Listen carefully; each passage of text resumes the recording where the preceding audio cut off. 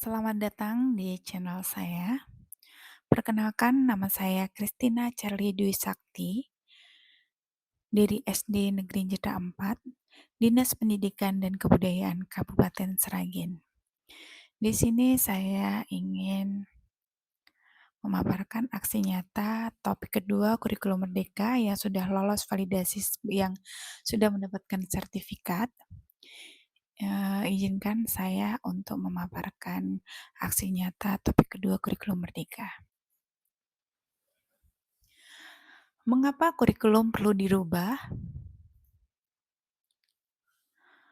Topik kurikulum merdeka ada dua, modul 1, kurikulum, modul 2, kurikulum merdeka. Masuk dalam modul 1 yang berisi apa itu kurikulum, keterampilan dan kompetensi apa yang dibutuhkan, kurikulum seperti apa yang semestinya digunakan. Pengertian kurikulum di sini adalah kurikulum dapat dimaknai sebagai titik awal sampai akhir pengalaman yang belajar murid. Kurikulum juga diibaratkan jantungnya pendidikan. Sedangkan fungsi kurikulum merupakan alat pencapaian tujuan pendidikan nasional. Kurikulum merupakan pedoman guru dan siswa agar terlaksana proses belajar mengajar dengan baik dalam rangka mencapai tujuan pendidikan. Ada 4 komponen kurikulum, yaitu tujuan, konten, metode atau cara, dan evaluasi. Secara umum, 3 komponen kurikulum itu ada 3. 1.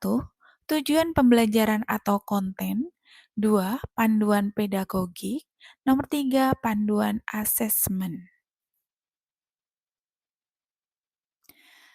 Peran dan fungsi kurikulum memandu dalam proses belajar murid yang dapat kita optimalisasikan dalam kerangka nomor 1, mewariskan nilai dan budaya masyarakat yang relevan dengan masa kini. Nomor 2, mengembangkan sesuatu yang dibutuhkan saat ini dan masa depan. Yang nomor 3, menilai dan memilih sesuatu yang relevan atau kontekstual sebagai kontrol sosial. Mengapa kurikulum perlu dirubah? Agar relevan dengan perkembangan zaman, agar memenuhi kebutuhan belajar murid, dan agar dapat menyiapkan generasi cemerlang di masa depan. Perubahan kurikulum 16 tahun terakhir ini ada 5. Tahun 2004 kurikulum KBK, 2006 kurikulum KTSP, tahun 2013 kurikulum 2013, 2017 kurikulum revisi, yang terakhir adalah 2020 kurikulum merdeka. Pendidikan adalah menuntun segala kekuatan kodrat yang ada pada murid agar mereka dapat mencapai keselamatan dan kebahagiaan yang setinggi-tingginya, baik sebagai manusia maupun sebagai anggota masyarakat.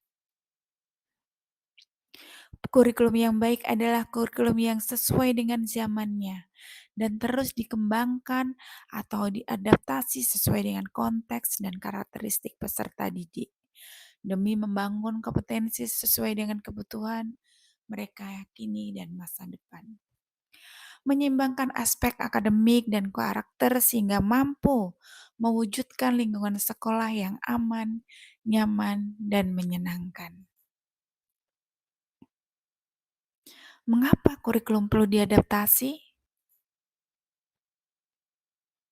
Karena kurikulum yang diterapkan secara nasional perlu diadaptasi di tingkat satuan pendidikan dengan cara merancang KOSP atau kurikulum operasional satuan pendidikan. Namun, murid memiliki kebutuhan yang berbeda-beda sesuai dengan lingkungan. Maka dari itu, satuan pendidikan perlu melakukan adaptasi kurikulum dalam melaksanakan pembelajaran sesuai dengan konteks dan karakteristik peserta didik. Ada 5 prinsip pengembangan satuan pendidikan, yaitu berpusat pada murid, kontekstual, esensial, dan melibatkan berbagai pemangku kepentingan, dan selanjutnya akuntabel. Kita masuk pada modul kedua, kurikulum merdeka yang berisi prinsip umum pembelajaran, capaian pembelajaran, struktur pembelajaran dengan paradigma baru. 5 prinsip pembelajaran paradigma baru itu adalah: 1. Mempertimbangkan kebutuhan capaian belajar murid. Yang kedua, membangun kapasitas belajar murid menjadi pembelajaran sepanjang hayat. Yang ketiga, mendukung perkembangan kognitif dan karakter murid. Yang nomor 4, menyesuaikan konteks kehidupan. Dan yang terakhir, nomor 5, mengarah pada masa depan yang berkelanjutan. Capaian pembelajaran atau CP pada kurikulum merdeka adalah kompetensi pembelajaran yang harus dicapai peserta didik pada setiap fase, dimulai dari fase fondasi pada PAUD dan merupakan kompetensi dan karakter yang ingin dicapai setelah menyelesaikan pembelajaran dalam kurun waktu tertentu. Capaian tersebut berfokus memuat dua hal utama, yaitu kompetensi inti, kompetensi esensial. Profil pelajar Pancasila yang berisi beriman, bertakwa kepada Tuhan Yang Maha Esa, dan berakhlak mulia. Mandiri, bernalar kritis, kreatif, bergotong royong, dan berbinikaan global. Struktur pembelajaran paradigma baru ada 3. Nomor 1, intrakurikuler. Nomor 2, ekstrakurikuler. Nomor 3, program penguatan profil pelajar Pancasila. Proyek penguatan profil pelajar Pancasila antara lain gaya hidup, kearifan lokal, Bhinneka Tunggal Ika, bangunlah jiwa dan raganya, suara demokrasi, berkekayasan dan berteknologi untuk membangun NKRI. Selanjutnya, kewirausahaan dan kepekerjaan. Selanjutnya, budaya kerja. Kita masuk dalam refleksi kurikulum. Setelah saya menyaksikan video-video pada topik ini, beberapa pemahaman baru yang menarik dan mengunggah untuk diri saya antara lain, kurikulum merupakan jantungnya pendidikan yang dijadikan sebagai pedoman untuk mencapai tujuan pendidikan. Pendekatan inquiry learning dapat membantu murid mengekspresikan rasa ingin tahu mereka dan bahagia. Kurikulum yang baik adalah kurikulum yang sesuai dengan zamannya. Growth mindset bisa dimulai dari asesmen diagnostif dan pembelajaran berdiferensiasi.